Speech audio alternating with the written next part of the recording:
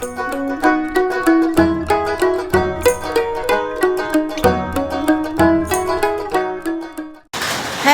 Everyone. तो आज हो रही है कानपुर में बारिश और मन कर रहा है मेरा कि मैं नहा लूं।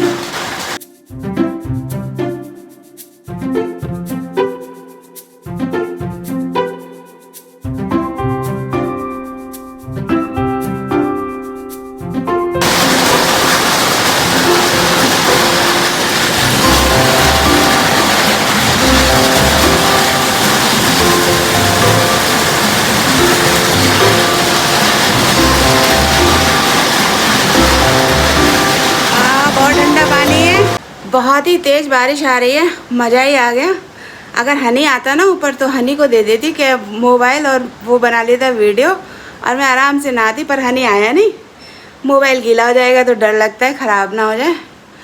और ये हमारे सबसे ऊपर वाला पोर्शन है जिसमें कोई नहीं रहता है। वॉशरूम है, वो मेरे फादर इन लॉ यूज़ करते हूँ। बाकी सारा जो है ना, मतलब जो सामान नीचे यूज़ नहीं होता ना, वो सारा यहीं पड़ा हुआ है। एक चीज़ दिखाती हूँ, ये देखिए, ये है मेरे दहेज का ड्रेसिंग टेबल है ना। अब ये टूट गया है नीचे से, तो इसमें ना पहले नीचे ड्रॉर हुआ करती थी, अब तो एक चौकी है तो इसको ही रख दिया है और कुछ सामान रखा रहता है। और ये है मेरा दहेज का सामान अभी तक पड़ा हुआ है। फ्रेंड्स, बारिश आई और चली गई, बहुत ही तेज़ हुई, तड़क तड़क तड़क तड़क, ऐसा लग रहा था पता नहीं कितना बरसेगा, लेकिन बारिश हो चुकी है अब ख़त्म। और ये बारिश बहुत बेकार होती है। अंधेरा है ना, मैं नीचे जा रही हूँ और अब मैं आ गई अंदर। थोड़ा आ जाते तो मैं नहा लेती बारिश में, आ जाते। इतना मस्त बारिश थी कि जरा सी देर में ही ना नहाते तो भीग जाते, पर तुम आए नहीं ना। अभी नहाया इसलिए नहीं आया, लाइट जला दो, रोशनी हो जाए थोड़ी सी। और मैं क्या बताऊं फ्रेंड्स, आज मैंने कई दिनों बाद एक ब्लॉग जो है अपना अपलोड किया है।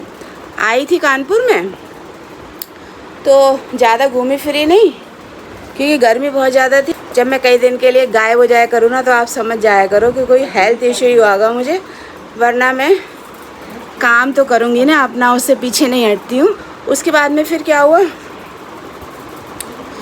कि मैं दिल्ली जाना तो दिल्ली गई और लाइट आ गई, कूलर चलने लगा। थोड़ा कूलर कम कर देना, डिस्टर्ब करे। मैं गई दिल्ली और वहाँ पर हम एक दिन रुके, हमें अपनी मेडिसिन लानी थी मुझे। और उसके बाद में वहाँ पर इतने हीट स्ट्रोक आ रहे थे कि वहाँ पर एक रात इतना मुश्किल हो गया हमको बिताना। मेरा हनी का दोनों का दम घुट रहा था, सांस नहीं आ रही थी। हालांकि कूलर लिया, लेकिन ना तो कूलर कुछ काम कर रहा और ना, एक तो हमारा बंद है। तो बस ये लग रहा था कि रात कटे, फिर अगले दिन डिसाइड करते हैं कि क्या करना है। उसके बाद फिर हम अगले दिन मेडिसिन लेने गई मैं, और उसके बाद हमने रात ही की बस से अपना वापसी का दिल्ली से कानपुर का रिजर्वेशन करा लिया। और बहुत ही ज़्यादा उस दिन मेरी तबीयत ख़राब हो गई थी और ये लग रहा था कि अब मैं शायद कानपुर भी नहीं जा पाऊँगी, इतनी ज़्यादा परेशानी हो गई थी। फिर हम कानपुर आ गए हैं और 2-3 दिन हो चुके हैं हमें कानपुर आए हुए। तो बस ऐसे सब चल रहा था। थोड़ा घर वगैरह सेट किया, जो पिछली बार मैं चाबी लाना भूल गई थी अंदर रूम की, फिर इस बार चाबी भी लेके आई। तो बस घर वगैरह सेट किया, थोड़ा सा किचन वगैरह सेट किया और थोड़ी सी तबीयत ठीक की और आज थोड़ा सा बारिश का आनंद लिया। गीली हो गई, मन कर रहा था सच में खूब सारा नहा लूं, पर अच्छा है नहीं नहाई। थोड़ी देर बारिश हुई और उसके बाद में बंद हो गई। अब देखते हैं कब होती है। सोच रहे थे कहीं घूमने जाएं, बस वो परमठ मंदिर वाला डाला है ना ब्लॉग, बस वहीं गई और कहीं भी नहीं गई। एक दिन करौली बाबा और गई थी, और गई थी वो कुड़नी बाबा जी का मंदिर है ना। हनी जाता ना मंदिर, वो हनी बहुत मंदिर घुमाता है मुझे। फ्रेंड्स, हम कुड़नी बाबा जी के मंदिर गए, स्टोरी शेयर करती हूँ। तो क्या हुआ कि हम स्कूटी से गए कि चलो बाइक नहीं ले जाते हैं। बाइक में क्या होता है, थोड़ा सपोर्ट कम होता है। स्पोर्ट बाइक है ना, तो थोड़ा सा बैठने में मुझे दिक्कत होती है। तो मैं और हनी गए स्कूटी से। अब स्कूटी चली तो गई, वापस आई तो स्कूटी की जो रबड़ होती है ना, उसमें पहिए में है ना, पहिए में लगी होती है रबड़, वो रबड़ जो है टूट गई। और वहाँ से हमारा घर कम से कम 16-17 किलोमीटर दूर, और वहाँ पर ट्रक चल रहे थे, मतलब रोड पर, और रात हो गई थी ना, 8 साढ़े 8 बज गया था, है ना, 8 साढ़े 8 ही बजा था, नहीं 9:30 साढ़े 9 बज गया था। और वहाँ पर सारी तो शॉप बंद हो गई जो बाइक रिपेयरिंग की होती हैं, और ट्रक ही ट्रक चल रहे थे। एक भी हमें रिक्शा नहीं मिला कि जिससे कि हम अपनी स्कूटी रिक्शे पर रखें और आ जाएं। तो हम काफ़ी पैदल चले, और तबीयत तो आप जानते मेरी, है ना, और मुझसे पैदल भी नहीं चला जा रहा था। मेरे पैरों में छाले पड़ गए, आप समझिए, कम से कम स्किन बहुत मेरी सेंसिटिव हो गई है। छाले तो मेरे पैरों में ऐसे पड़ जाते कि ज़रा सा मैं मिट्टी में चली जाऊँ, ज़रा सा मैं गर्मी में पैरों से चल लूँ, सड़क की जो लौ निकलती है तो बस मेरे छाले अब पड़ ही जाते हैं। तो बस वो चलते चलते ना पैरों में छाले पड़ गए। अब मैं तो अकेली थी, आ रही थी, हनी तो पूरी स्कूटी जो है लेकर के आ रहा था। फिर समझ ही में नहीं आया क्या करें क्या नहीं करें। हनी बोला कि मम्मी आप जो है ना कि ऑटो में बैठ जाओ और चलिए, मैं आ जाऊँगा। मैंने कहा नहीं, मैं तुमको छोड़ के अकेला नहीं जाऊँगी। और मैं घर भी पहुँच गई थी, 15-16 किलोमीटर। सोचिए पैदल चला के आता तो कितना टाइम लगता, फिर मुझे तो चैन ही नहीं पड़ता ना, मैं कैसे घर आ जाती। मैंने कहा नहीं, साथ ही में रहेंगे, अब जो होगा देखा जाएगा। फिर जो थोड़ी दूर और हम पैदल चले, उसके बाद में फिर हनी परेशान होने लगा, मम्मी आप चली जाओ, ऑटो जा रहे हैं, मैं रुकवा लूँ, आप चली जाओ। मैंने कहा देखो परेशान नहीं हो, परेशान जब तक नहीं होंगे तब तक भगवान का चमत्कार कैसे देखने को मिलेगा, है ना। कि भगवान ऐसे ही थोड़ी ना आके चमत्कार कर देते, सहायता कर देते। भाई जब परेशानी है तभी तो आएंगे देखने के लिए, और परखते हैं ना। अगर भगवान हमको परखते तो हम भी भगवान को परखेंगे ना। तो क्या हुआ कि थोड़ी देर के बाद में ना एक कार वाला आया। कार वाला बोलने लगा क्या हो गया, आपको पेट्रोल ख़त्म हो गया। मैंने कहा नहीं नहीं, पेट्रोल नहीं ख़त्म हुआ, इसकी जो है रबड़ टूट गई। अब कार वाला बेचारा क्या ही करता, 2 बार उसने पूछा, चला गया। फिर एक बाइक वाला भैया आया, कहता पेट्रोल ख़त्म हो गया। क्या नहीं, पेट्रोल ख़त्म नहीं हुआ।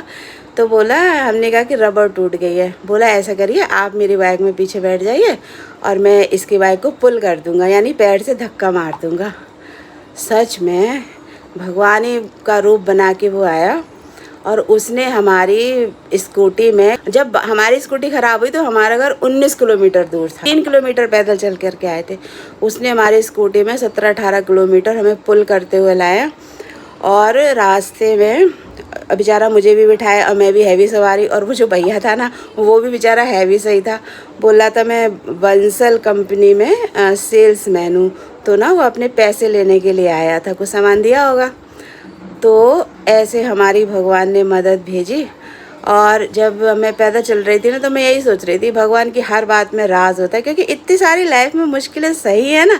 तो अब ये तो पक्का निश्चय हो गया है कि लाइफ में जो है कुछ ना कुछ बुरा होता है तो बस राज होता है, कुछ ना कुछ राज होता है। हर परेशानी के पीछे छुपी हुई कोई ना कोई भगवान की अच्छाई होती है। आगे उसका घर 9 बस्ता में था, उसने मुझे अपना घर भी दिखाया कि ये मेरा घर है। फिर वो बेचारा चला गया। फिर हम ना उसको पैसे देने लगे, तो उसने ना ऐसे मेरे हाथ पकड़ लिए, कहता नहीं आप पैसे मत दीजिए, अगर देना ही है। तो मैंने कहा आप बच्चों को कुछ खिला देना, बच्चों को कुछ खिला देना भैया आप।